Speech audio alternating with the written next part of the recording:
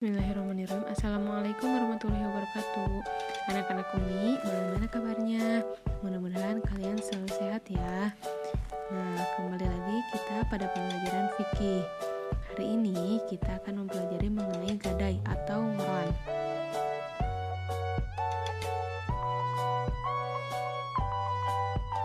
Sebelumnya, Umi akan memperkenalkan dulu indikator pembahasan kita pada hari ini ya. Yang pertama, pengertian gadai. Kemudian kedua, ada hukum gadai. Ketiga, rukun dan syarat gadai. Yang keempat, yaitu mengenai ketentuan umum gadai.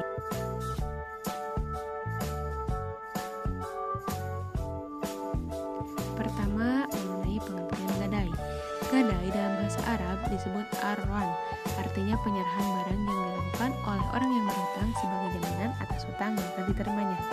Hal ini dimaksudkan agar pemberi hutang memperoleh jaminan untuk mengambil kembali seluruh atau sebagian piutangnya apabila peminjam tidak mampu membayar hutangnya.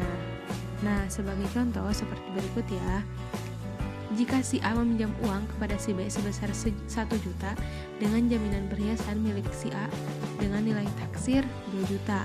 Jika si A tidak dapat mengembalikan uang pinjaman kepada si B sampai waktu yang telah ditentukan, kemudian dilakukan pelelangan secara syariah dan perhiasan tersebut terjual sebesar 1.750.000, maka si B hanya mengambil sejumlah utang si A yaitu 1 juta dan sisanya sebesar 750.000 dikembalikan lagi kepada si B. Kedua, mengenai hukum gadai. Hukum gadai adalah mubah atau boleh.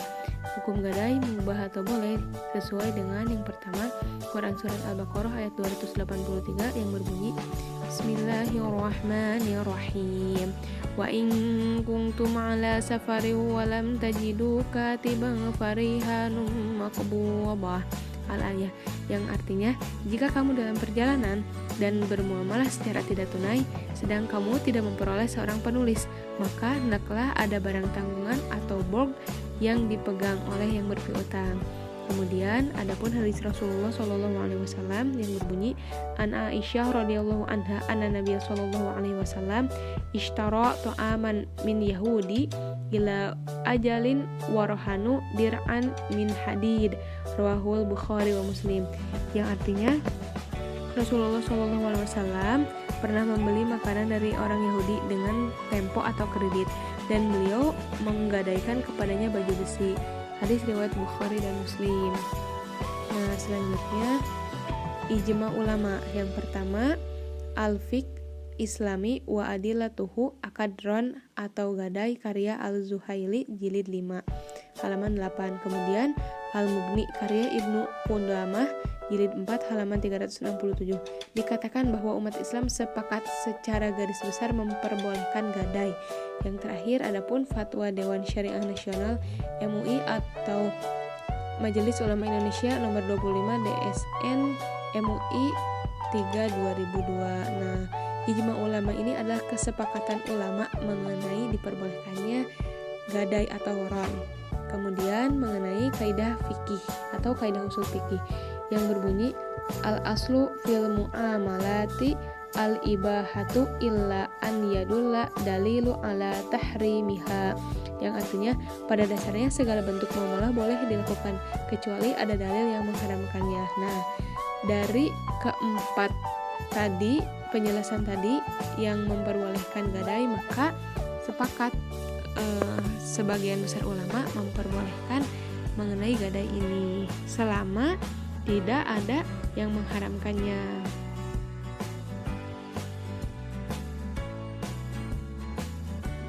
Kemudian ketiga yaitu rukun dan syarat gadai. Rukun gadai ini pertama ada utang atau barang lebih, kedua ada barang yang digadaikan atau lakun, ketiga ada ijab qabul, keempat ada dua orang yang melakukan akadron atau akidan. Nah, mengenai syarat dalam rukun ini yang pertama adapun utang atau marhun bih. Nah, syarat pertama gadai ini harus adanya utang, karena jika tidak ada transaksi utang piutang maka tidak akan terjadinya gadai atau ron ini.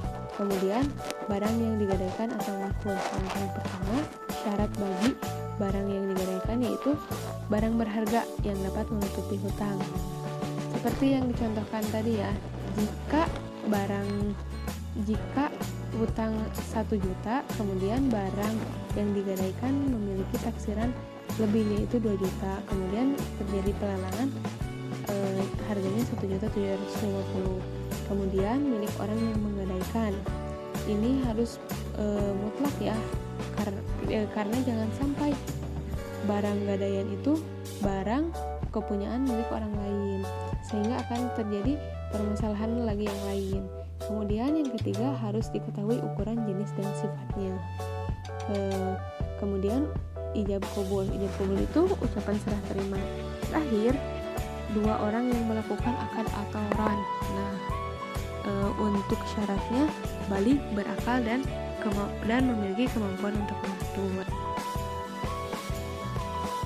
Kemudian adapun mengenai ketentuan umum dalam gadai.